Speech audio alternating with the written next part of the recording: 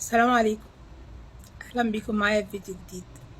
حلو جدا انك تهتمي ببشرتك، حلو جدا انك تعملي وصفات للبشرة كل شوية عادي. حلو جدا الاهتمام بالبشرة، بس مش كل يوم يا ماما، مش كل يوم.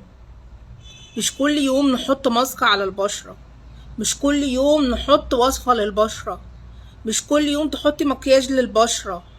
ايه؟ البشرة دي بتكون عايزة ترتاح، بتحب انها تتنفس. سيبي بشرتك ياما تتنفس ياما، سيبيها كده ترتاح. خلاص انتي باقي شوية وبشرتك تقولك ارحميني. ما ينفعش بقى، ما ينفعش والله كده. اتكلم بجد بقى شوية. كتر استخدامك للماسكات والوصفات يوميا وفي اليوم كذا مرة بيضر البشرة مش بيفيدها. انا واحدة بتاعت وصفات، بقولك على وصفات، ولكن الوصفة تتعمل 3 مرات في الأسبوع، لكن مش ورا بعض. يعني مش النهاردة وبكرة وبعده، لأ، 3 مرات في الأسبوع دول وزعيهم انت بقى على الأسبوع زي ما انت عايزة. تمام؟ سيبي بشرتك تتنفس. اعملي وصفات، اعملي ماسكات، اهتمي ببشرتك.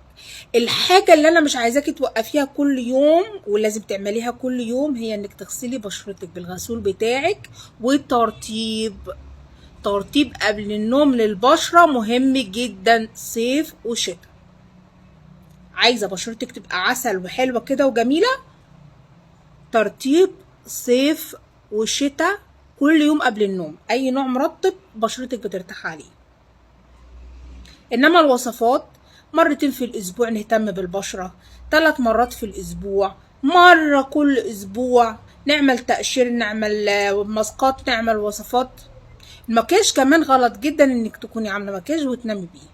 لا، لازم قبل ما تنامي تنضفي بشرتك كويس جدا وتتأكدي ان ما فيهاش ولا نقطة ميك اب، لان ده هيضر البشرة بعد كده.